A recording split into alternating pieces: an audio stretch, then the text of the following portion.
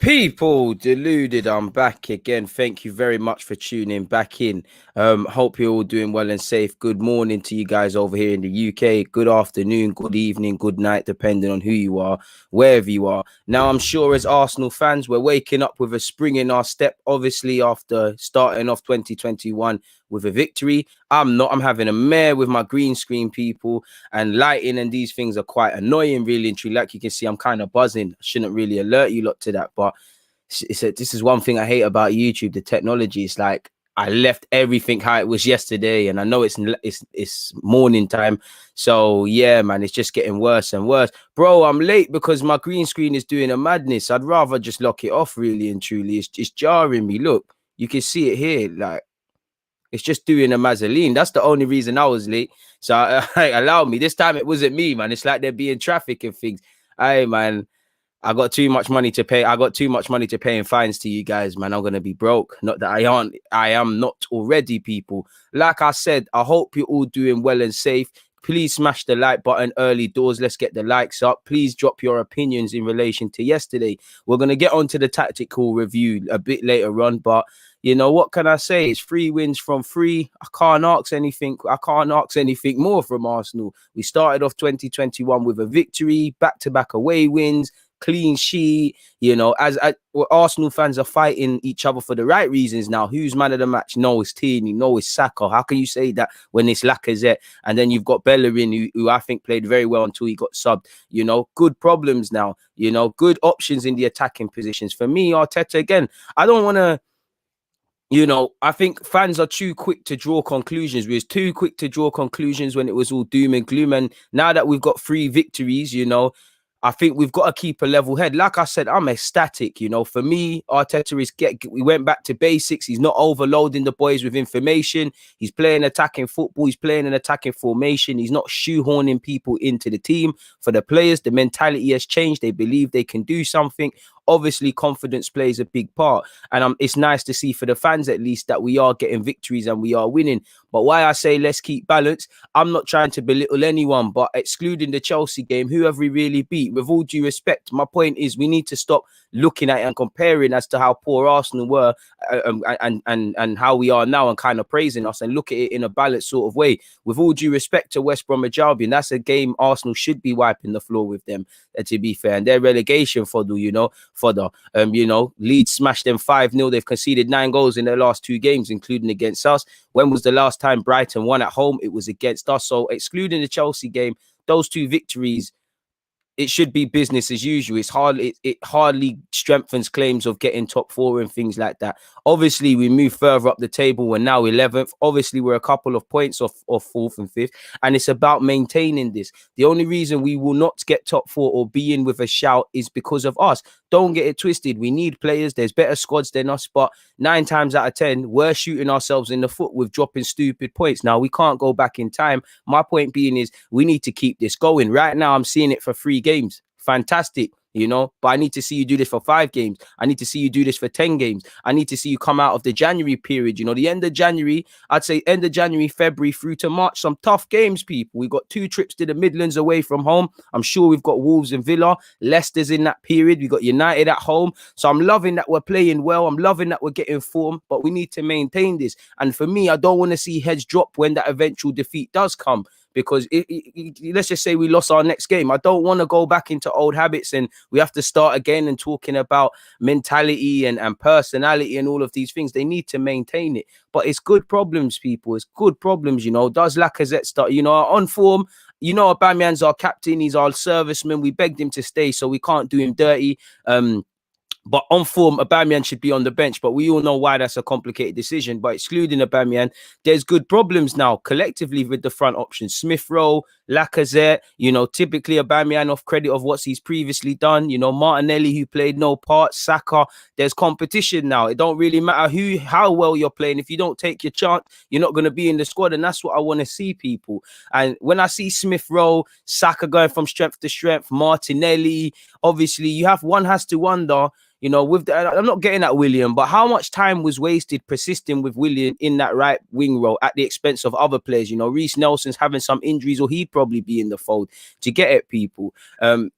And obviously, it was nice to see Marie play well, holding goals from strength to strength. Bellerin's had a good 3 games, but Bellerin, this is what I mean by we can't get too gassed. We need to keep a balanced head because there's only a couple members in that team you can think of when everything's going right. They're still going to play the same way. You know, Xhaka's picked up form. Bellerin's picked up form. 3 games ago, these men were the first out under Arsenal fans. My point being, a lot of these players are hot and cold. You know, Lacazette, he's in my title. He's you know, forget the goals. I think Lacazette's genuinely been playing well and sometimes not had a goal or an assist to match up. He deserved his brace. He's playing well. But again, is he going to continue this? You know, a lot of these players holding, you know, Lacazette, Xhaka, Bellerin, with all due respect to them, they're very hot and cold in that positions. You know, only time will tell. Big up Smith Rowe as well, because you saw what he was on. Lovely assist for him with Saka. Another assist for Saka, actually. Another goal invented in Haaland. And I'm not going to complain about that. For Smith Rowe, the key for Smith Rowe was to take his opportunities. It was to make sure he's able to show consistency. And I don't think he's playing amazing, but he's taking his chance. It's like, Chelsea, you should have scored, but you was involved against Chelsea. I'm sure you had an assist. I could be wrong, but you played very well against Chelsea. You know, Brighton, he did the business. West Bromwich Albion, he did the business. Can you continue this? You know, so when we get to a period of 10 games, I know a level of expectation from him, sort of thing. You know, it's good problems to have, especially with our young players. They're going to say they're saving Arteta's job. You know, it's Martinelli played no part, but it's the Sakas and Smith Rowes primarily. Tierney's not the oldest member in that team, and he's someone that should probably be captain as well. So we start as we mean to go on, but we go into a difficult period now. We need to maintain it. And for me, when that eventual defeat does come, I'm keen to see, I don't want to see, better yet, heads dropping. We can't afford heads to drop now. We need to keep going. Again, like I was saying at the start, there's hella players that are better than the ones we have and squads that are better. But the only reason we will not be in a top 4 shout is us. I don't like ifs and buts. But you saw how much of a joke it was last season for the top 4. Man United fans, they probably were all doom and gloom. Somehow they found themselves in top 4. That's because they fixed up, and that was because they took advantage of Leicester messing about as well. Chelsea, you saw what they was doing. It's whatever's teams to lose. And again, it's all ifs and buts. We need to put a consistent run of form together and close the points. I don't think top 4 can be done, but these boys need to genuinely believe it. You know, I'm a fan. You know, I want to be proven wrong. The players, Arteta, everybody in relation to Arsenal should believe it can be done. You know, what I'm seeing now is what I've been asking for. I'm seeing something on a Saturday or a Sunday to suggest that, okay, cool, we're playing lovely attacking play, you know, triangles, 1-2s. We're working on something in training, and I'm seeing the result of that training on Saturday. You know, I'm seeing the hard graphs. You know, I'm seeing what you lot are doing now when the cameras are off. You know, when you're not recording training and things like that. And we need to keep this up, because for me, I'm not going to sit here and lie. I've said it before. I do find it quite concerning that our mentality is very volatile. When everything's going well, everybody wants the ball. When everything's going bad, nobody wants it. And I think that's not sustainable, because in good periods, you're going to have a blip. In bad periods, you need to remember how good you are as an individual and potentially collectively as a team.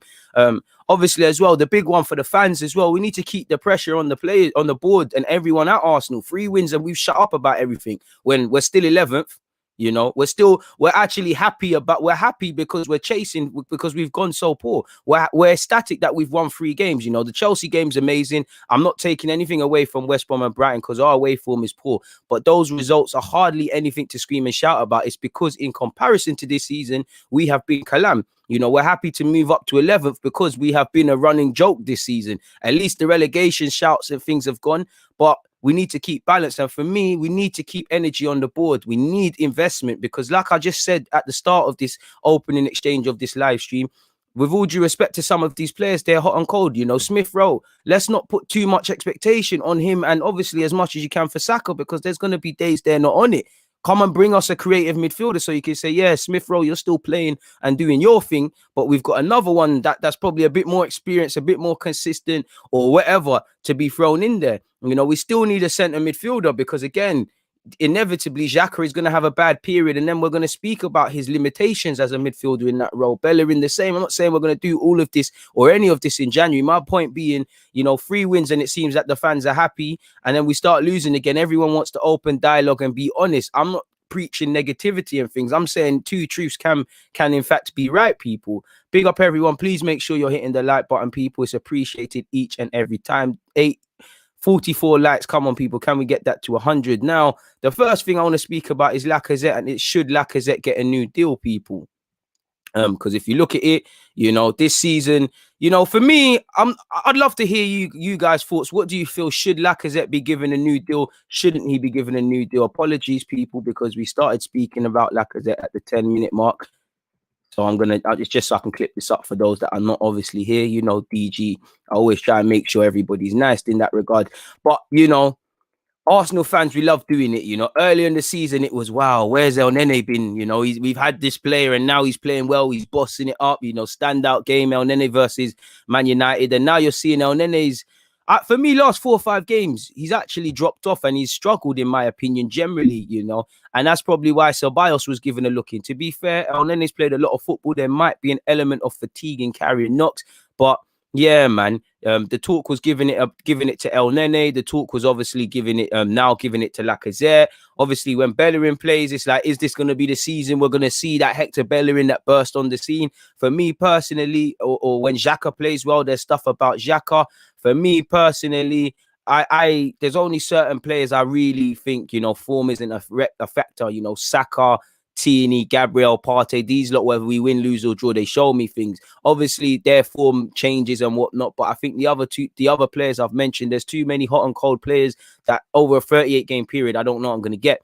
I might get a 10-game spell from Lacazette where he's unplayable. 5 games, 4 assists, and if he's not scoring or assisting, he's on fire. Xhaka might play very well consistently in midfield. Bellerin goes through less. Bellerin's not consistently poor. Earlier in the season, he actually started off strongly and he was up there for assists before revealing his usual self. For every good game Bellerin's had this season, I'm sure you will have flashbacks of Wolves, Aston Villa, Spurs, and just about any team with a competent attack. Again, I'm not getting at these players. My point being is that over a 38-game period, there's very few players here you can rely on. And I don't think Aubameyang has dropped off because he signed a new deal. I just think it's one of those things. But I sit here to you lot and I say one of those things. What exactly is that, people, realistically? Now the talk about Aubameyang, he's put his foot off the gas. He signed a new deal. He's comfortable, blah, blah, blah. But none of that was said in the build-up to signing a new deal. We're saying, he signed the contract now. He's got that headspace. He can then go and try and have a fantastic 3 years at this football club. It's one of those things. I do think a lot of it is down to tactics, but at the same time, Aubameyang has to ask himself questions. I know a lot is being made about Aubameyang's body language and things like that in the latter stages of the game yesterday. For me personally, it was a thing where he looked like, yeah, man, I want to score sort of thing. Like, I need to score. Lacazette's not on a jealous thing, but Lacazette's back 2. The other man them are scoring. West Brom are poor. Let me grab a goal. And you saw it. Some of the chances he should have been doing better with, but the guy can't buy a goal. And you see, when you're playing well and you're in form, you get that. Like, coincidentally, take nothing away from Lacazette because he's in the right area. But, you get a bit of luck with it, Smith Rowe having a dig, Semir Giants hit the post and Lacazette's reacted. These things happen when you're playing well. Where previously, you go back a few games, wasn't there a very similar circumstance with Lacazette and he miskicked it? And I'm sure this season you've seen a lot of that. Man go through form. So I'm happy for Lacazette to be back. In relation to a new contract, before I get on, like I said, the Aubameyang, there was a lot of talk. He signed a new deal. It is what it is. Willian is slightly different because, again, I think Aubameyang's proven his hunger. Willian hasn't struck me since he signed here. Since he signed, he hasn't struck me as someone that's hungry, someone that wants to stand up to be counted, somebody that wants to, do things in that regards. And obviously, when you have a 3-year deal and you're very meaty, like, I know he's not been in training for a couple of games, but even yesterday, like one time the ball went off and I was thinking, yo, where's the pace at Willian? At least he had a shot on target, people. But in relation to Aubameyang signing a new deal, you can't disagree with it. I think right now he probably is our top goal scorer in all comps and definitely in the league. Well, you can't really say it. You can't really get it. He's scored in half the Premier League games he's played, and some of those games he's played very well and not scored. Like United, he didn't score or assist, but I think he worked very well. You looking at the statistics, they're quality. 14 games, 7 goals. I'd like you to get another 13, something I haven't seen you do in the league before we talk about a new deal personally. Europa League, he's played 3 appearances and bagged 1. EFL, he's bagged 1. Now, for me, some of my thoughts on Lacazette, first and foremost, I think Lacazette is a good player. You know, he's good to have as part of the squad. I do think people underestimate having another striker in your team. Like, don't get it twisted. If Aubameyang scoring goals, he plays, whether on the left or the right. For me, Martinelli and Saka are there for me as well. So Lacazette probably isn't going to play.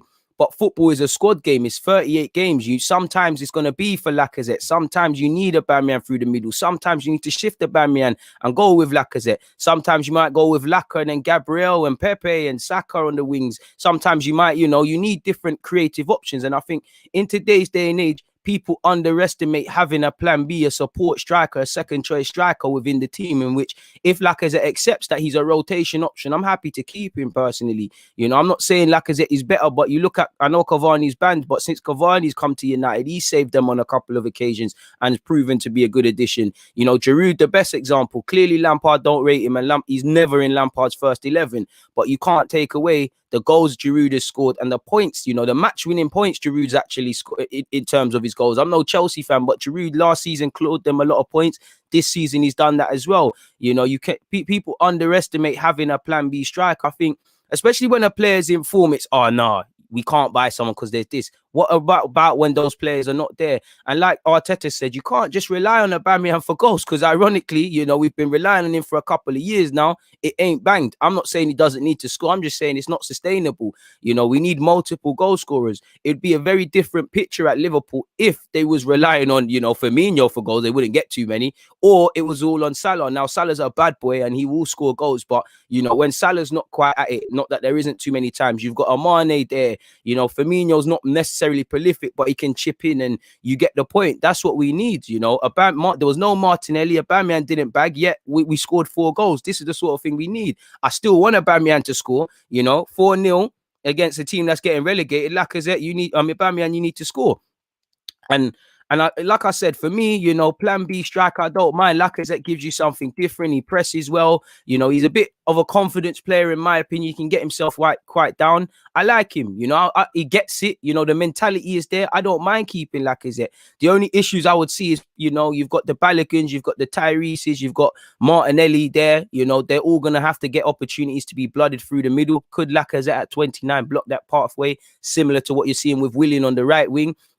Could it be worth exploring another striker? One thing about Lacazette, for me, I think he's lost a yard of pace. He's a great player to have. He can play as a 10, he links up and stuff. But I think if we could get someone that has the strengths Lacazette has, the link up play, a bit physical and can run in behind, there's something to say with that.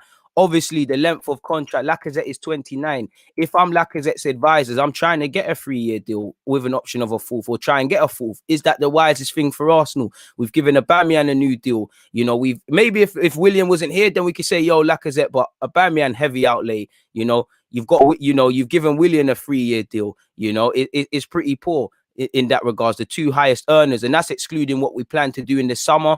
And if they're not necessarily high earners, there's a lot of mismanagement of wages. Now, we stand to, I believe, when Ozil, Mustafi, Socrates, and all these 2021 brothers leave, I think the article said we stand to actually save around 600k a week. So if you can save 600k a week, I guess you could give Lacazette the peas. It is what it is. Personally, I think we'll sit on our hands and Lacazette will run down his deal and leave for free. That's just what I feel that the club will do, because like I said, with the plan B stuff, you're not going to make your 52 back for Lacazette unless you've got a wizard of an advisor that works for us and can sell. You'd be lucky to probably get 30, purely because as much as I respect Lacazette and like what he's brought to the table, and we can't forget he was player of the season, he ain't been the Lacazette we was getting. We thought we was getting a Aubameyang sort of thing, in terms of them goals. Dare I say it, and I've said it before, Lacazette bags all them goals. Aubameyang doesn't sign for this football club. For years, we was linked with Lacazette, and we didn't go for him. Is it any coincidence we've signed him, and he's had great periods, but he's also gone through periods where he's needed to be benched, where he's been subbed, where he's been not confident, where he's not been a consistent goal scorer. Like, what's one pet peeve with Lacazette? I think he has the ability and is good enough to get 20 league goals, but at the same time, he hasn't done that for Arsenal. So has he got the ability? And also, like I said, you can't always just judge strikers on goals, but fundamentally they live or die by goals. As much as I appreciate Lacazette's link up play, pressing, big games, all of these things. This should all be a given with someone that is Lacazette. I shouldn't be cherry picking sort of thing. And like I said, another problem is Lacazette isn't a consistent goal scorer. He goes through periods where the man just can't stop scoring goals, as you're seeing now, and then he'll go through times where he's not. But I don't mind keeping Lacazette, really and truly. I don't mind, but it all comes down to finances, people. Not too sure Diego Costa at 32 years of age would be the best thing to go for if we're going to get rid of Lacazette. I'm not saying he's a bad player. I'm just questioning our own logic. 19 appearances, 9 goals. To be fair, not too many of them have been 90 minutes. Well, of recent they have, but you get the point, people. Now, like I said, my problem with Lacazette is he's not a consistent goal scorer. And to be fair, like we know, he scored in a lot of big games. He's turned it on against, last season, a banger against Spurs. But this year, Liverpool, Chelsea, he played well against United. He didn't score. I'm sure he scored in another big game. But like you can see, this is what I mean about Lacazette and being a consistent goal scorer, people. He goes through patches. He started off the season great. We lost against Liverpool, but he bagged in his first 3 games, people. Didn't play 90 minutes in any of them. So again, Lacazette, has he got 90 minutes in the tank, because he does look like he's lost a yard of pace within the last 18 months. So again, just because a player is declining doesn't mean they can't be used, doesn't mean they're not good. But it's just like, you look at Aubameyang, I don't think Aubameyang's declining, but I can't not knock that. I can't not say it's not a possibility based on what I'm seeing right now, people. We haven't adapted. So are we going to adapt to Lacazette? And my biggest problem is you could have a decline in Aubameyang not scoring goals, Lacazette declining. Obviously, Willian just isn't good. You've got 3 of them man there on big wages, assuming Lacazette does sign a new deal, and we're in problems as a football club. Simply put, you can see it already, can you not, people? So yeah, man. This is my point as well. So he's bagged in 3. Fair enough, he's been on the bench against Sheffield, but then he's gone what? 1, 2, 3, 4. Jump over that. 5, 6, 7, 8 games without scoring. This is my problem. And then he's back again. Like, he's back again.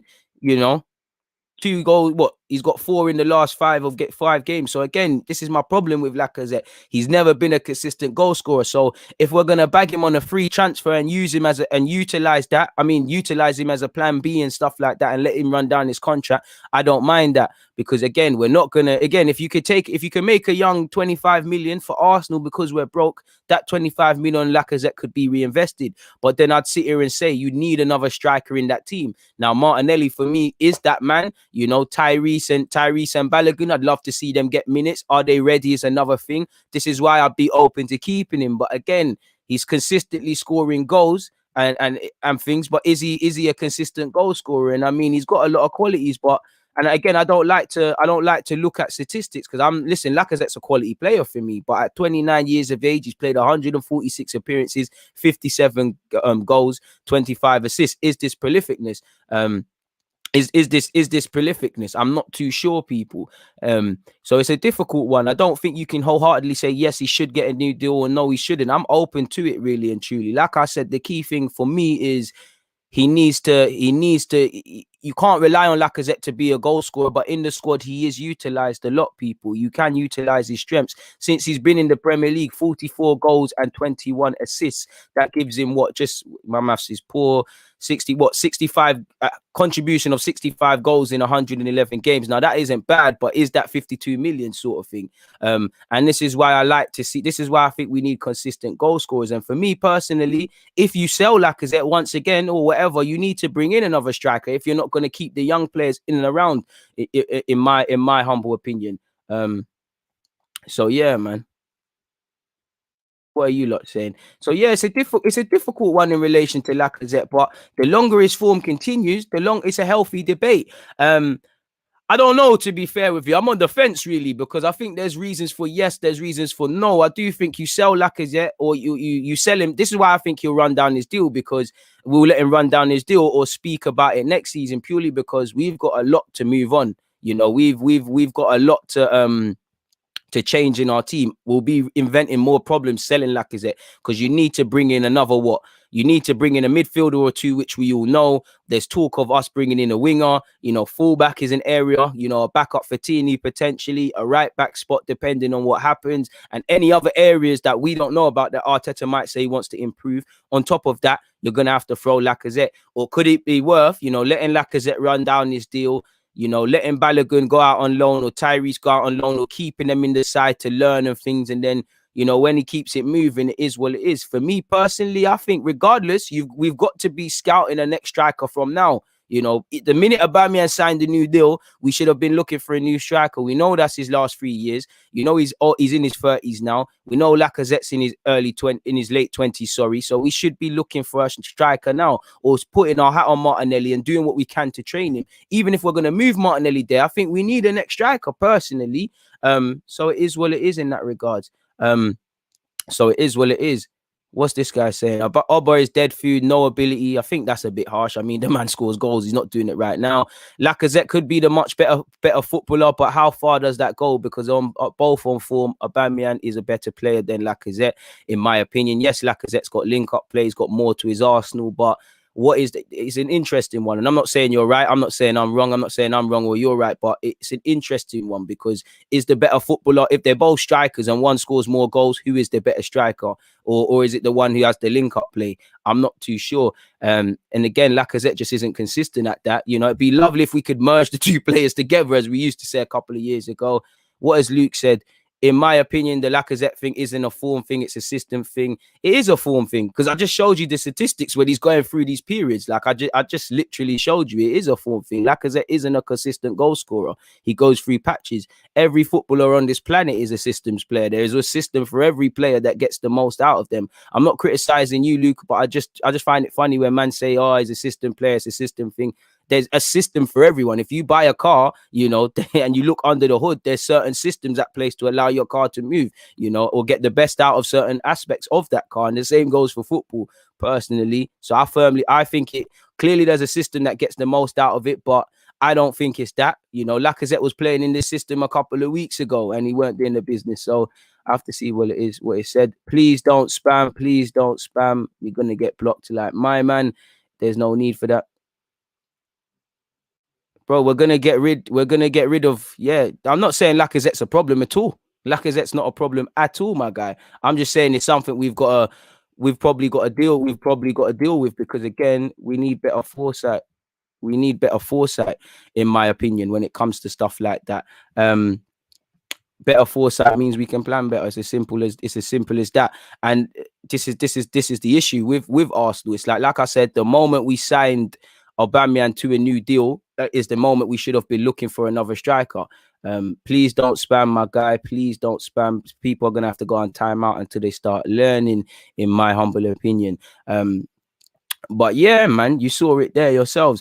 So yeah, Lacazette, I think that's one and to be fair, if I'm Lacazette, I'm saying, well, boy, there was talk of the fans giving new deals to wanted to give a new deal to El Nene based on how he played. You know, why can't I have the same sort of thing? So we'll have to see what happens in that regards. I'd also like to say, is Pablo Mari now first choice? Because I know many people say, Gabriel comes into the team, you can't have two left-footed centre halves, and I think there is logic to that. It's not really common, but no one says nothing when it's David Luiz and Holding, two right-footers.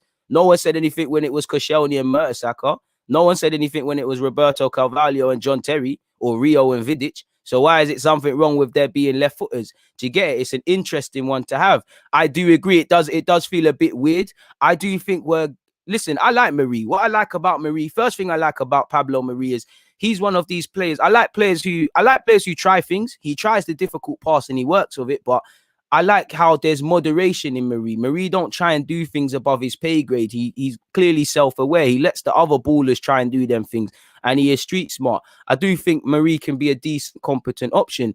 I don't know his true level or his playing level, but I do think he can be that. I think his lack of pace is going to get him in issues and has, but I like what I'm seeing from Mari.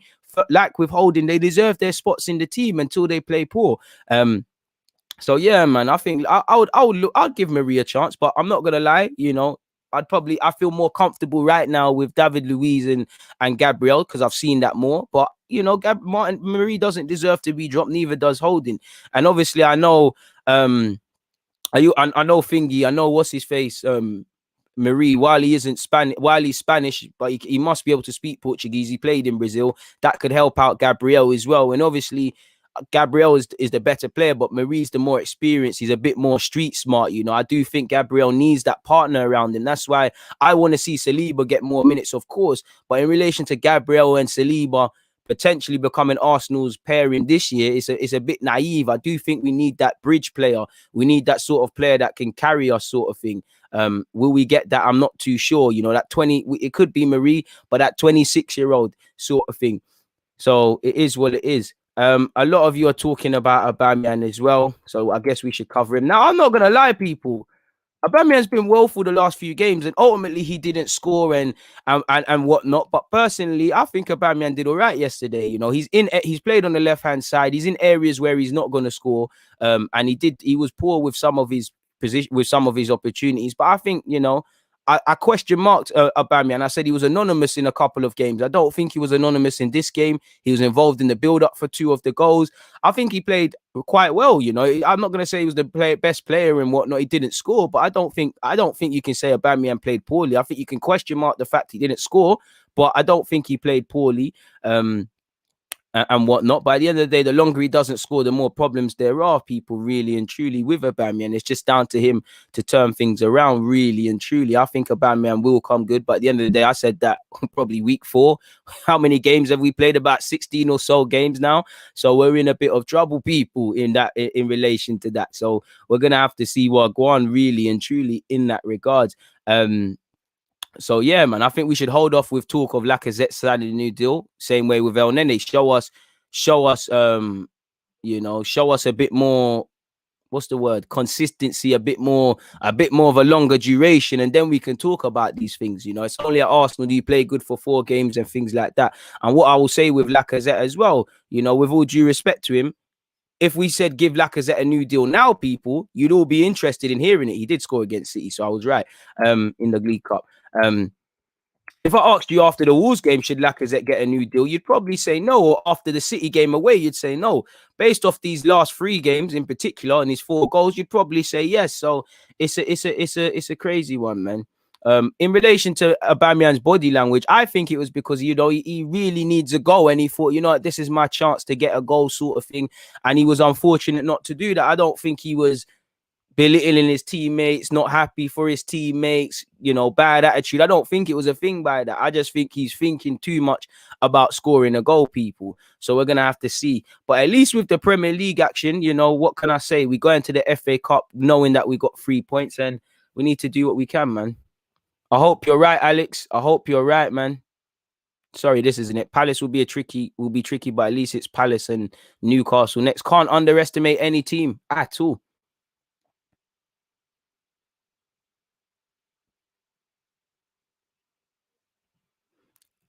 Good point, Terry. What gets me is Oba has been super consistent since signing. He's been due a slump for a while. Just happens that the slump happened as we're going through a rough time as a team. Facts, my guy. He's been due that. That's why I kept saying it's a miracle how he scores these goals. You look at the Brighton game, him and Martinelli are not being found. Aubameyang needs to force things himself. He's been a bit poor. I think he'll get back to goal scoring ways, but Aubameyang, this might be the first season where you don't get 20. Aubameyang needs to just realize that it will happen. Don't think too much about scoring, sort of thing. I don't mind that if we're scouting and doing our due diligence, really and truly. I don't mind that. I don't mind any player leaving Arsenal Football Club. Not gonna lie, Tierney, Saka, Martinelli, you man got to sign some lifetime contracts, but I don't mind anybody leaving Arsenal. It's about the replacements, the foresight. Like I said, Aubameyang wasn't he's not scoring right now, but Aubameyang wasn't the Aubameyang he's been today. There was a time Aubameyang weren't that good of a footballer. Obviously, he went and found his feet at a couple of clubs, predominantly Borussia Dortmund. So my thing is this. You look around the team now. I don't rate David Luiz, but David Luiz has been a prominent figure since he signed for this team. Who is going to replace him? You've got Gabriel and you've got Saliba. What are you going to do to make Saliba ready? How are you going to train Gabriel? Aubameyang and Lacazette, that's not the youngest of striking options. You've got Aubameyang who's in his 30s and Lacazette who's 29. I'm not saying they're pensioners, but my point is the minute you even confirmed Aubameyang's future, you should have been looking at a striker saying, all right, this 20-year-old, I think he's a good striker. Let's review him for the next couple of years and then see what we can do. Like for me, I want Salzburg's Karim Adeyemi, baller. Bought him in Football Manager as well. I'm sure you've all seen him play for Germany's under youth academy, youth side. You've seen him play at youth academy side, youth level for Salzburg and things. And he was at that feeder club that Salzburg have as well. Baller, people, absolute. That Karim Adeyemi guy, baller. Youth gen as well, youth league, the youth equivalent to Champions League. That's someone I would like, you know. Are we scouting them and saying, yo, cool, boom, boom, boom? Or are we putting our hat on our academy players, which I think might not be the wisest thing with these young strikers, and saying, yo, we're going to use them? Again, it's about foresight. It's about foresight. What have we got here? Love for the super chat, my guy. Please, no new contract for Laka, but instead this form will increase his value. Right now, Lacazette suits more to the team. Oba was good yesterday. Facts, my guy. And yeah, man, this is it. I'm a big fan of when you're not playing well, you know, when you're not playing well, play your informed players. And it's no coincidence. Arteta has not complicated things. He's playing players in their right roles, and he's playing the informed players. Like he said, Lacazette is the better option for the team than Aubameyang right now. But what happens, like you said, when Aubameyang, when it's flipped on its head and Lacazette's not doing the business? My point being is people need to keep it 100, because it's a, you know, it's a 38 game calendar in the Premier League. There's going to be injuries, loss of form, players just having bad games, and the rest of it, sort of thing. So we're gonna have to see, man. We're gonna have to see. Big up you lot. Please make sure you're hitting the like button, people. I appreciate you guys each and every time. You know, Jack has said, I can't name a senior player I'd rush to give a deal to. Shelve these negotiations until closer to the end of the season. That's what I'm saying. Show me a bit of consistency. Show me some certainness, and then we can talk. You know, to be fair, you know, about El Nene's here because we couldn't have moved him on. You know, Lacazette, what happens if he signs a new deal and then it's a madness? This is what I need as well, my guy. I like Lacazette's qualities. I'm open to keeping him, but for me, especially in light with Aubameyang's form, we need to be getting strikers that are going to score 20 league goals. Or if you're going to keep one of these strikers, you need to bring me a winger that presents similar figures. I think that one's a myth. You know, if Aubameyang was going to be sold, he should have been sold already. And I don't think we're going to thingy, man. We're not going to see much money on Aubameyang. He's got a 3-year deal and he's 32 years of age in a COVID market. It's not gonna work, man. And to be fair to you, to be fair to Lacazette, I agree with that. But what, he's bagged against Liverpool, he's bagged against City, he's played well against, he's played well against United and not scored. He's done all right this season, really and truly. And Lacazette is on it in big games. I'll give him that. Last season against Spurs, typically, there was even a game Lacazette technically scored against United and they shagged it and said it was an own goal. So I don't think it's a thing like that. I just feel Lacazette's not a consistent goal scorer, and I'm not trying to keep Lacazette for these 5 odd big games or something that I've listed just because he plays well. I need to see consistency in all aspects, if that makes sense. And that's fair, man. Aubameyang has been non-existent this season, and Lacazette isn't a consistent goal scorer, in my opinion. I do think he shows consistency as a player, but consistency as a footballer, as a striker, is where it is, people. I don't think he's been disappointing, but he's been underwhelming. But at the same time, underwhelmingness is an element of disappointment. So you're right in that regards. Love for the praise, Ilias. Top show, DG. Hopefully I can keep running these sort of things and giving you lot quality, man. Danny Ings is 30, but come on, man. Myth. You think Southampton are going to let him go for the 20 million they spent for him? Myth. I'm impressed with Smith Rowe as well. Very impressed with Smith Rowe. I'm not cheating, but he's got a lot to. I think Mertesacker weren't a great centre half, but very underrated. I wouldn't go as far as that. He's actually got a long way to go before I mention him, that man. Do you think Holding deserves a new deal? Well, it protects his resale value. I called for the club to, when man are in the last 2 years of their deals, reach decisions, and I guess there's that. Obviously, we're seeing Socrates go, Mustafi leave. I'm missing out another centre half. So there's going to be a lot of changes at centre halves and there's a lot of question marks. And for me, ideally, Gabriel first choice, Saliba's first to third choice in this. For me, you have Gabriel, Saliba, and the next centre half. These are all 3 who can all be regular starters, and it comes down to them. You've got a Pablo Marie who's shown he can be levels. You've got a Holding in there that can be a squad option. And if he deserves to play like Holding's doing right now, you play.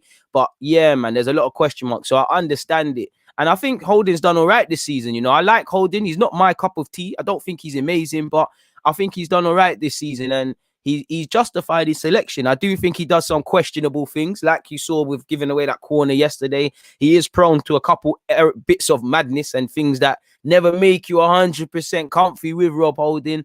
But nonetheless, you know, at least we're trying to be a bit proactive, man.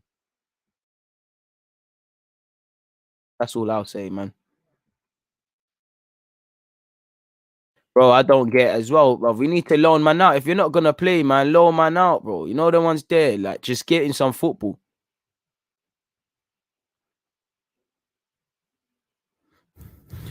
Broski. I wish I had a clue, man. I wish I had a clue, broski. I wish I had a clue. Do you know what? For me, what I was hoping with Willian is that he was gonna come here. I did think he would frustrate me, like we're seeing, but he'd be a competent sort of rotation option. We could say, all right, at least he can rip, man. But when he gets into the final third, he's brainless, scared to shoot, can't even beat a man, poor set pieces. Brother, I don't get it myself. And I have to say, you know, when you're seeing Saka go from strength to strength on the right-hand side, you know, the little chances Reece Nelson had, you know, all of these young players could have got opportunities at the expense of Willian, in my humble opinion. Even Pepe, I'm not going to listen. Pepe deserves to be on the bench and plays no part, and he needs to really fix up. But we all know it took a lot for Willian to come out of this team. Ironically, you know, sadly having to miss out because of COVID or injuries or whatever. I want Willian to stay out of the team. You know, I want Willian to want to play better. You know, I want Willian to prove me wrong as an Arsenal fan, because that means we have better players. But broski, stronger together. You're right. I don't know, man.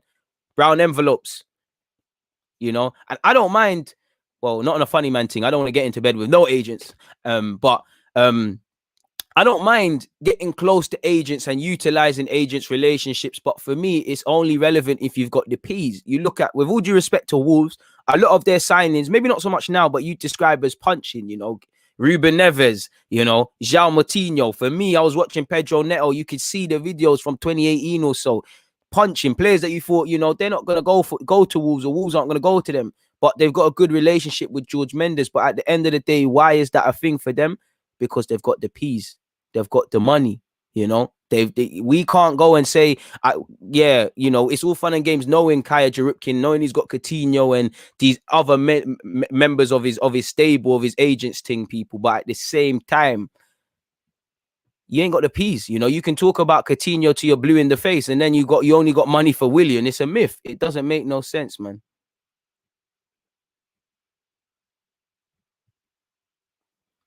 Nah, man, stripping him of his captaincy could do a lot worse than harm people, really and truly, in my humble opinion. Yeah, I hear that, oh, my, could, you know, the burden's off him, but that would kill my confidence even more. I'd be like, all right, cool. I'm not scoring goals. I'm not doing the business. You know, managers took the captaincy off me. They don't believe in man anymore. That's just going to make man play worse. You're right. It could happen. You know, you strip him off his captaincy, he's a bit free, but I think that will do more harm than good, Carl. You can't go from making me captain and I'm doing the business in the FA Cup last season, and, you know, I ain't been scoring, and you've begged me to sign a new deal. Now you're stripping me of everything. It's a madness, man. Man are talking about Highland or Martinez. I'd love to, bro, but come on now. We ain't getting Laturo Martinez or definitely Haaland.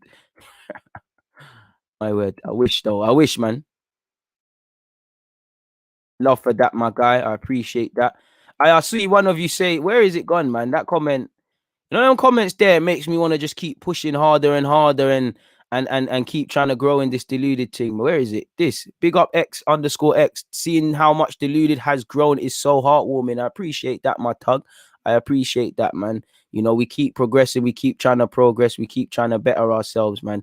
You know, that's all it is. 2021. I keep saying 2020, 2021. I'm hungry for everything, man.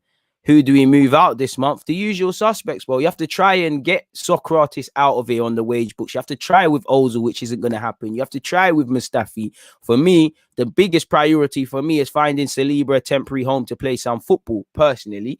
And stuff like that, you know, Saliba, Nketiah, Nelson, Joe Willock. I don't think we'll let all of them go out on loan because it disrupts the squad and we have less bodies. But for me, you know, I'd be looking at sending Eddie on loan. I'd be looking at sending Joe on loan. Maybe keep Joe more than Eddie because we're quite light in midfield. Assuming we can bring someone in, then Joe can go.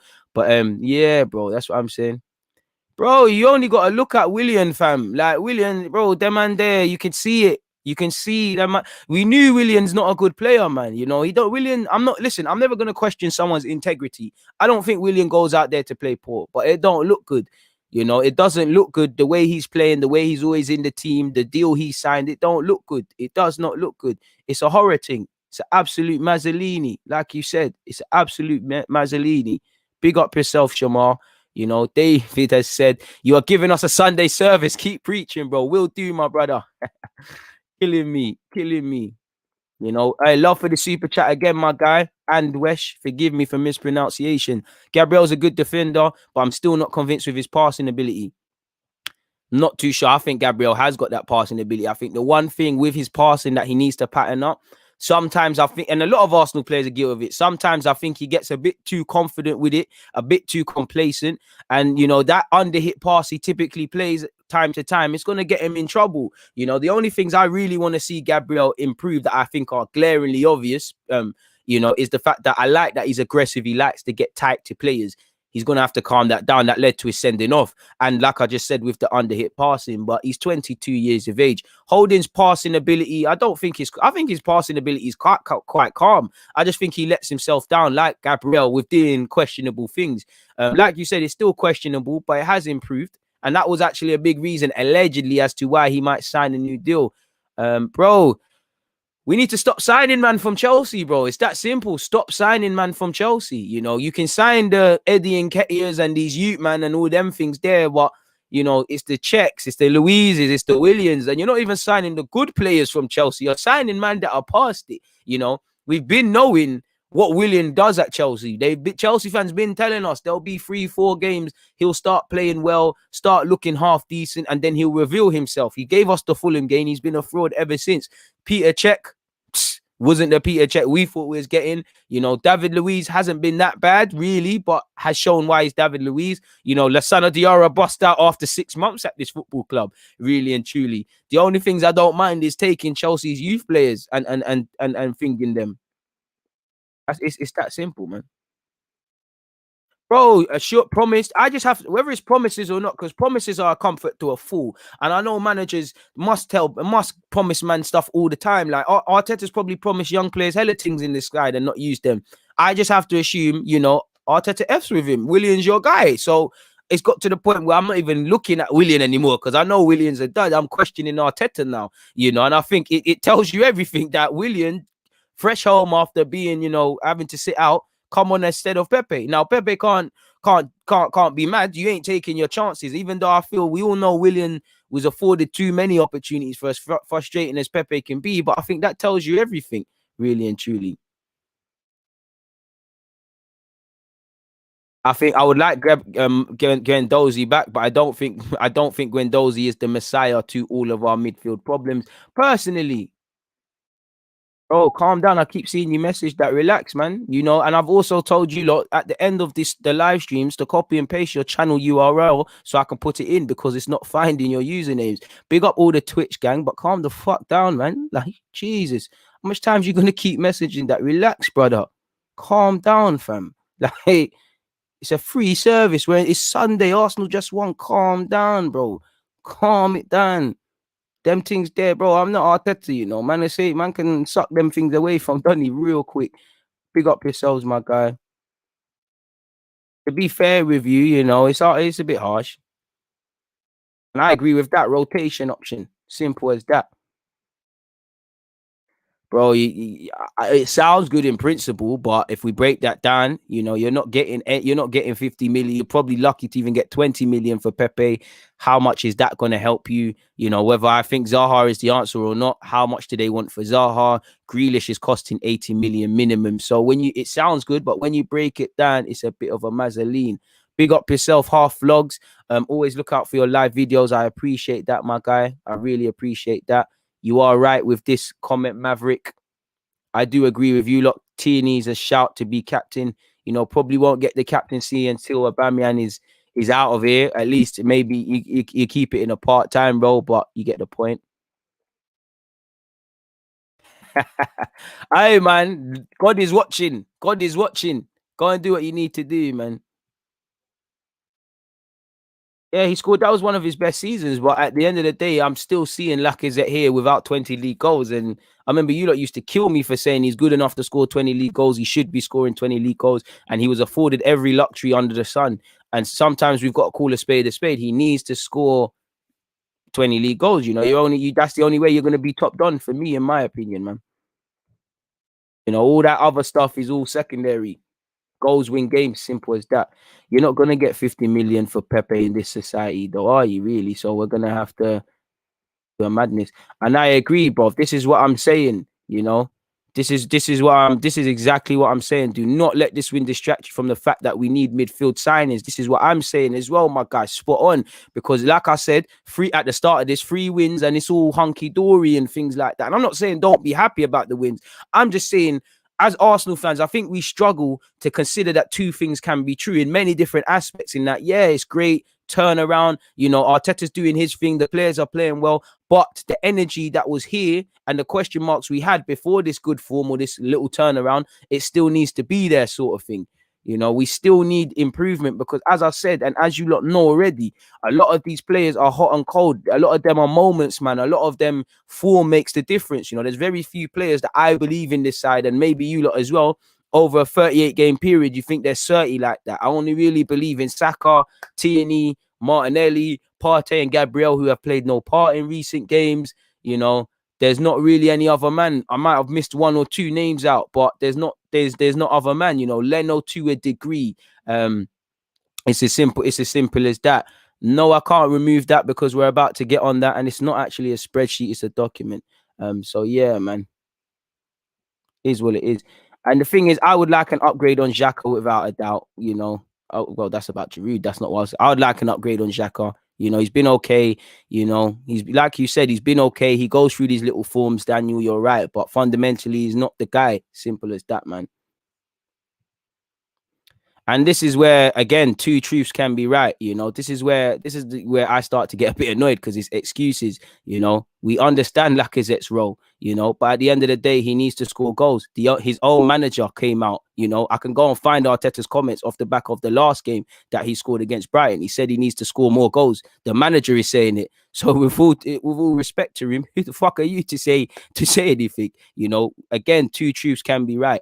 Barely had any chances. That's bullshit, really and truly. A man said all the chances went to Aubameyang. So, you know what? Lacazette never had no opportunities to score. You need to pattern up, man. Come on, be a bit sensible. 2 things can be true, you know. DG Nation, we've got a lot of smart individuals here. Please remove people without the ambition or the intention to bring balance into these debates, because if they, you know, we all say, when I have to upload on YouTube, again, I said this in the last few ones, it allows you to pick an option not for kids. This is not for kids.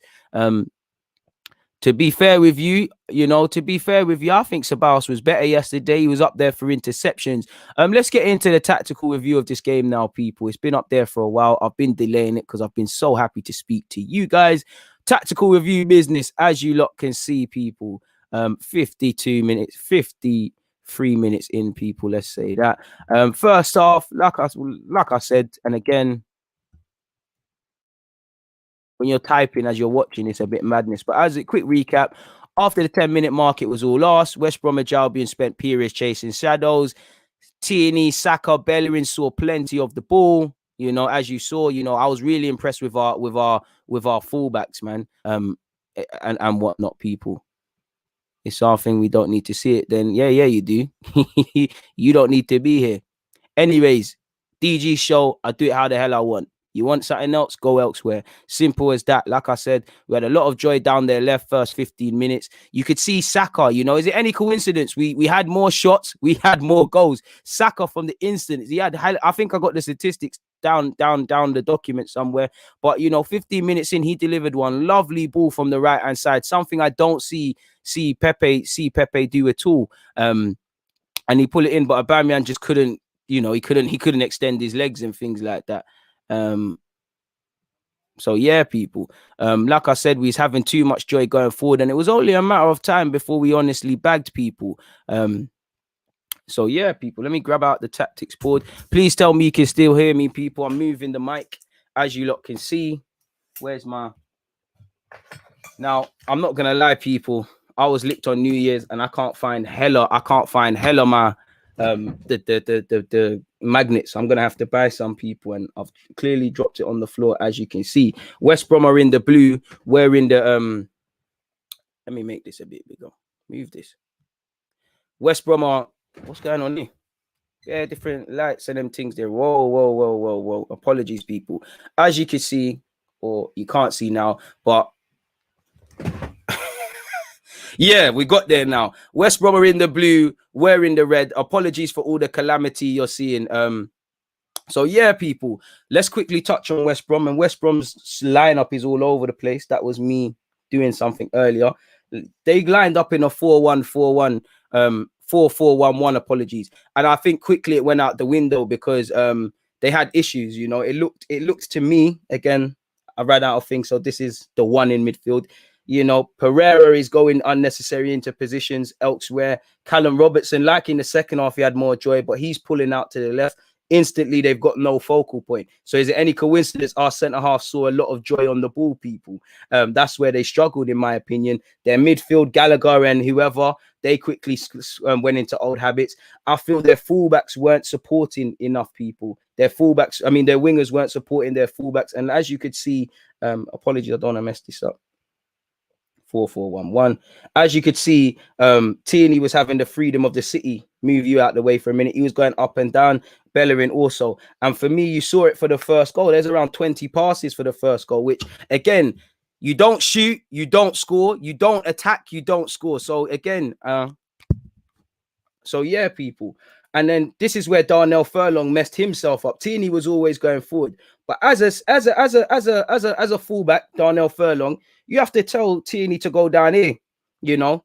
And it's quite poor from him, you know. He's not really showing Tierney down the flanks. He's allowed Tierney to go down the flanks because Tierney's decided to do that. He's chopped him and come inside. Now, this is, as a fullback, you know you've messed up when your fullback comes inside. He's given way too much space, and Tierney bends it in, and it's a fantastic goal from Kieran Tierney, sort of thing. And that got us going, people. And like I said, there was, for me, 14 key passes, 20 passes in particular for Tierney's goal, and Tierney deserved that. He absolutely done him. But West Bromwich Albion were giving way too much space to our people.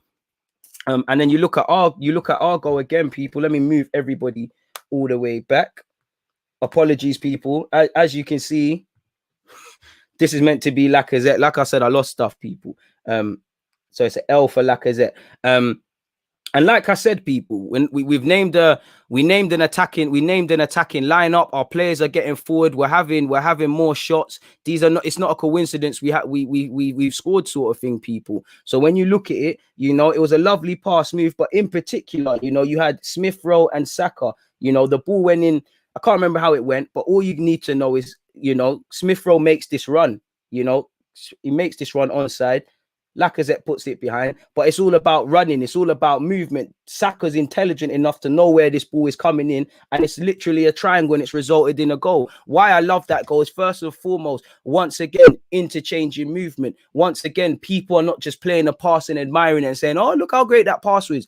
Smith Rowe, Lacazette, Saka, Tierney, they're all, you know, they're making passes and then offering an angle. We're playing one touch, two touch. We're doing the triangle business. We're doing everything we need to do. They're chasing shadows. We've hit them cold, people. The second goal was an absolute madness, people. Absolute madness. And like I said, I really like Arteta's tactics because it seems like he stopped overloading them with information. It seems like he's giving them the freedom to go out there and do their thing in the final third. And obviously, everyone looks on it, and as much as I can talk about Arteta, it's about the confidence of these players, and they've got to be confident in all aspects, because again, Lacazette was amazing, but Lacazette's genuinely believing he can score from every angle, to the point where you're saying, what's going on, sort of thing. You know, there was a couple of times he's not looking and he's shooting from wayward angles, but I don't mind that. There was times where man was scared to shoot. You know, the third goal was absolutely amazing as well, in the sense of, can I even show it with this? You know, as you look, I don't even think I can display it, people. I literally don't even think I can display it with that. But long story short, again, we're playing out from the back. Leno's found Marie, you know. In fact, I really can remove all of that, people. Let me put the tactics back. I can't wait till I have a real tactics board, people. It'd be amazing. We would have come quite the long way. But for me, it's a simple one. If you not remember rightly, Pablo Marie, he's tried to palm it. He's got it off Leno, and he's just tried to pull it into that angle, into that space, and it's being cut out. But obviously, you remember Aubameyang, he had a hand in 2 of the goals. He simply won it back, people. He's eventually won it back. Obviously, it's gone out to Saka eventually on this hand side. Saka's put it over. Saka's pull it in. And then you've seen a bit of pinball, Lacazette is here still, by the way, people. You've seen a bit of pinball. Smith Rowe shoots, it doesn't happen. And Lacazette, who I haven't got a marker for, bags people. So like you can see, people, again, 2 of at least the second and third goals, quick movement, people. There's runners, there's things like that. Some of these goals were things of beauty. The last goal was another quick move. So again, like what was with us last season, there's movement off the ball. So it tells me these players can do it, because they did it against Fulham. They did it in the second half against Sheffield United. They did it against Chelsea. The problem for our players now is they need to do it consistently. And I think it also, apologies, people. Can you still hear me? I do think it comes down to tactics and Arteta giving them the freedom, but at the same time, it's the mentality. I'm seeing players want the ball. They want to stand up to be counted. They want to make the difference and things like that. So I was impressed, man. Lovely counter-attacking moves. It seemed like there was a method to our madness. Like I always say, when I've looked at Arsenal previously this season, I haven't seen anything to suggest there's necessarily been a way of doing things or a certain sort of, I can't see what we're working on all week and coming into a game like this sort of thing. But now yesterday, I did see that. I did see movement. I did see the goals we scored. It's like we worked on those goals on the training ground. It seemed like there was muscle memory. Those were Wenger balls. And like a couple of goals against Chelsea, these are goals that I saw from last season, primarily in the FA Cup. Obviously, you've got to shout out the goal we scored against Palace. So yeah, man, that's what I wanted to see. What can I say? There's not much more to speak about from a tactical point of view. For me, we smelt blood and we went and killed them off early. How often, there's been games like against West Brom, as you lot know, where we'll go into those games, we'll dominate possession, we'll huff and puff, but we'll go into half time and it's 0-0. So I was happy to see we scored 2 goals. I was happy to see we had 11 shots. You don't shoot, you don't score. When we're actually crossing the ball, there's a method to it. I do think we need people to get into the box more, and we need people to behave like a poacher, because there was a couple of times I didn't see anybody in those positions. But you get the point. You don't shoot, you don't score. We're playing players in the right positions. We're not overcomplicating things in the lineup. For me, we're not overloading the players with information. Like, it looks like Arteta's found that balance between what he wants from these players and giving them freedom. Again, it's only been 3 games. I give credit for all 3 games, because it's tough games to play. But with respect to Chelsea, I respect the Chelsea result. You should be beating Brighton and West Brom. I know going to Brighton is a difficult ground for us, but they've been in woeful form, to put it nicely. You should be winning. West Brom conceded 5 goals before bucking us. You should be winning that. The Chelsea game, I give them all credit for that, but the Chelsea game is the only one I'm like, all right, cool. It's business as usual for the rest. So again, we need to be very careful of conclusions drawn based on the 3 games we've seen. Can these boys do it for 10? Only time will tell. Like I said, people, closing thoughts, ending thoughts, like I said, we had a collective plan. There was confident football, movements and shots led to goals, not pointless crossing upon end with no real end goal in sight. The mentality was good. And for me, there's pressure for spots in this team again, something I don't necessarily see. For me, it was fantastic that we killed the game. For me, we took advantage of that 20-minute spell, in the 20-minute mark in that little, I think we was really super for the 20 to 30 minute period in the first half. And we made it count with 2 goals. Equally at the hour mark in the second half, we scored 2 quick fire goals as well them times. We scored 2 goals each half. Who's complaining? Basically, who is? Nobody can, people, really and truly. And I think I've got Arteta points. Like I said, not overcomplicating, simple instructions, playing people in the right area and the right players. And also for me, that's meant to say much. You know, attack is a form of defense, but it's what you do with possession. You know, I think too many times this season we've played teams and we've given the ball away very cheaply. And you know, anyone that's played football, especially if you're a defender, when your team's just handing the ball back to the opposition and they're coming at you again and again and again, you get tired, mistakes begin to happen. So I'm seeing a bit more maturity on the ball. I'm seeing us caress the ball a bit more. Like I tell you, look, my coach told me a ball is like a female. You meant to treat a ball like a woman. Apologies for sounding outdated, but if you have girlfriends, you're not mean to your girl. You know, you're very light-handed and stuff like that. Even those of you that are tradesmen and you got them tough calluses on your hands, you're very nice. And at Arsenal, I want to see us caress the ball. I want to see us look after it. I saw that yesterday, you know. Couple of games prior, I was like, we don't love football because we're just giving it away cheaply. So attack is a form of defense, or how you hold on to it isn't a form of defense. You know, 20 plus shots at the end of the game, 11 shots in the first half. You don't shoot, you don't score. That's another benefit for me. You know, sadly, Aubameyang cannot buy a goal right now. And like you can see here, people, reading some statistics, you know, Kieran Tierney has created 15 chances in the Premier League since the start of December. You know, he would have way more assists if we could actually finish. You know, most clean sheets away from home this season. Martinez and Leno, both on 5 apiece, both are former goalies. So that, make of that what you will. Arsenal produced 12 shots on target against West Brom. That's the most they've ever produced in a Premier League game since Sir Arsene Wenger left the club. Hit up the like button, please, people. Arsenal have scored 4+ goals in a Premier League away game for just the second time since Arsene Wenger departed the club. It's the first time we've done it in over 2 years. You'd probably have to go back to, I believe, Fulham.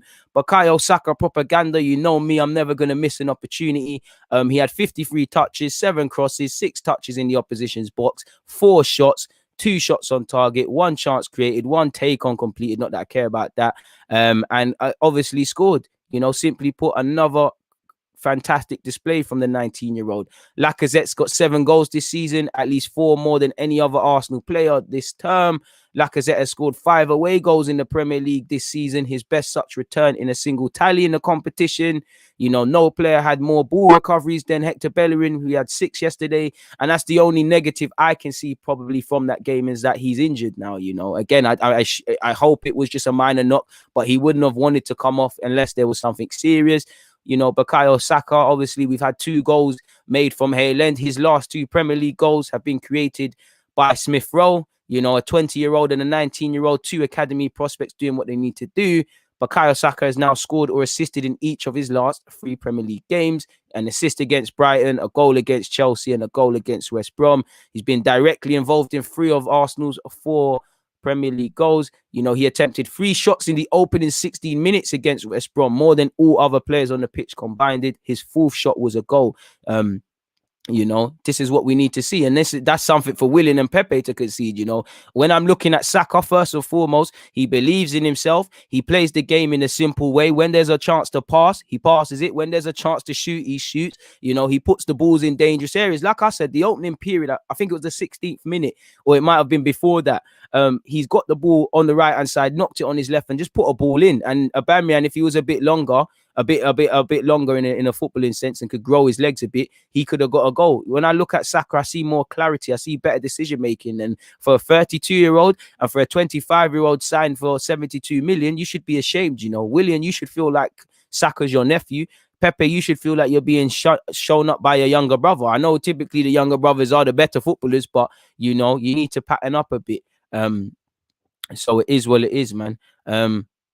You know, there's a lot for these players to learn from. Since the start of last season, Saka's been directly involved in 22 goals in all competitions, 15 assists and 7 goals, people. The second most by a teenager currently playing in the Premier League after Mason Greenwood. You know, 2 star boys. No player completed more take-ons in the first half than Kieran Tierney with 3. I'm not a fan of the take-on business, but, you know, it's nice to have fullbacks that want to go forward. They have to want to go forward. Tierney is the first Scottish player to score an away goal in the Premier League for us, which is good. I already mentioned this as well. We attempted 11 shots in the first half. That's the joint most we've ever produced in the first half of Premier League football under our coach Mikel Arteta, people. Also with 12 shots on target and 21 shots overall against our opposition. These are both the highest figures managed by an Arsenal side under Mikel Arteta in the Premier League. Arsenal have 1 more point this season after 17 games one more point than we did last season after 17 games. So again, make of that what you will. Should we quickly browse over Mikel Arteta? We're not going to go over better yet every comment he said post game, but we might as well see something our bosses had to say, people. On being able to enjoy the performance, it's always tough to win away from home, and the way we've done it, it was a really convincing way, especially in this difficult weather. But I'm pleased it's 3 in a row now in the last week, and we talked about the importance of this week for us, and being able to win all 3 matches is important. Exactly, we can't rest on our laurels, but we knew this was, I wouldn't say it's a week to decide our season, because I think we've decided how our season's going to go based on how poor we've played, and we're playing catch up and being reactive. But he's fully right on that. He also said, yeah, that was what he wants to see. He said, yes, there were moments I thought we were really good, both defensively and offensively, and attacking wise, we have movement. That is exactly what I want and exactly what we try and teach the players to do. In other moments, we became a bit sloppy in certain moments when we thought that the game was won. I definitely believe that, we got, naturally as humans, there was an air of complacency in our game. I believe in both halves, and we've got to not do that. But we smelt blood and we went in for the kill, people. He's asking if we can build on them. He said, I hope so. The energy and the convincing momentum that you get from everyone that is involved is much more positive. I wasn't that concerned with the performances. We lost games where I felt we were really unlucky, and most of them, it was our own fault because we made some errors and we lacked some discipline in certain moments. I agree with that, Arteta, but we lost because we weren't good enough. Long may this continue, though. I do think I agree with what you're saying, but I think it's a bit of cherry picking. He bigged up Bukayo Saka and the young G's. I don't need to read that because I picked them up enough. On whether this is the closest we've come to playing like a Mikel Arteta team. I mean, I saw we're forgetting the FA Cup. I think these journalists are, but he said, I keep saying people. He said, this is an Arsenal team with an idea what I want with our staff to transmit to the players to play. But in certain moments, it was very close to that, yes. And he ain't got 30 players yet to really do his thing. Aubameyang's need for a goal is always going to be a hot topic. He said, I keep saying we can't keep putting all the weight on Aubameyang's shoulders to score the goals. We need contributions. The midfielders need to score more. Not too sure how many midfielders are going to how many midfielders can score more. The only one I see as being a goal scorer is Joe Willock, purely because he gets into those areas. Xhaka scores the occasional banger. El Nene, it's not him. He scores the occasional great goal as well. Occasional. Ceballos hasn't shown me anything. So again, we need midfielders who can score goals. Partey isn't brought here to score goals. So without better personnel or different personnel, not too sure how many midfielders are going to score. But obviously, the Smith Rowe needs to learn to chip in. I know he's getting assists, but can he start scoring? Saka obviously is doing what he needs to do. Hopefully, Nelson can follow on with that, and Martinelli and all these wingers can do that. He also said, Oba had chances today to score, and it was the same in the last game or so, but I'm so pleased because in the final third, we looked lively and there was a lot of movement. There is good energy. There is real purpose, and everybody is playing forwards. It's like we are free to play there, and the understanding is allowing us to generate a lot of things there. That is fact. On Partey, which is a benefit. And again, if Partey is not fully fit, don't involve him. Hopefully he can be involved in the FA Cup and continue his rehab. He said, well, he hasn't trained with us fully, but he has done most parts of training in the last few days. He's feeling good, and we'll assess him if he needs another 2 or 3 sessions to see if he's 100% available to play. Obviously, I don't want to go over the cliche of like Partey's a new signing. He bigged up Kieran Tierney on wearing the t-shirts, and he bigged up Tierney's performance as well, people. And I have to respect Kieran Tierney because as a man, and not let alone a footballer, he's 22 years of age. He's come up to London by himself. He's in a flat, isolated, and not once have I questioned his professionalism. Not once have I questioned an element of complacency. He's here to make a real meal of things at Arsenal, and he gets it. And that's what I want to see. So big up Kieran Tierney. That's what Arsenal's gaffer had to say on the game, people. So it is what it is in that regards, people, firmly. That there isn't much more to add on to that. What do you think about the Chelsea game, Deluded? Chelsea need to put in a performance, or it's long for Lampard, is what I think, really, humbly, respectfully. So yeah, that's it in regards to the tactical review. What are you lot saying, man? I'm not too sure, I'm not too sure if that's the case. But Lacazette isn't the top goal scorer because he's not the top goal scorer. James, please stop spamming. It's not that deep. It's really not that deep to be spamming. You look like a big man to be doing up spamming, brother. Pattern up, man. Hit up the like button, people. Hit up the like button. What are you lot saying? Like you said, it's free of charge. Hopefully, man, I'd like to see. I think he's on the level where he should be on the bench. I don't think he should be in the starting lineup yet. Maybe there's a case for it, but I do think he should be in the bench and getting little minutes here and there in the Premier League fully, 100%.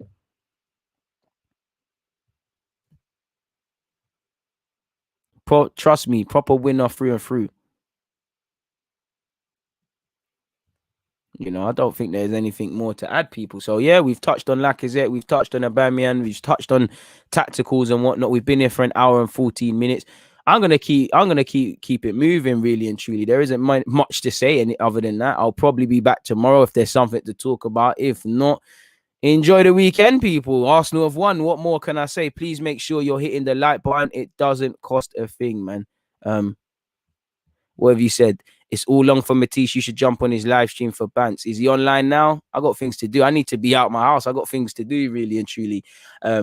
So yeah, man, I'm gonna catch you lot on the rebound, man. On that note, people, hit the like button. DG, I'm out. God bless.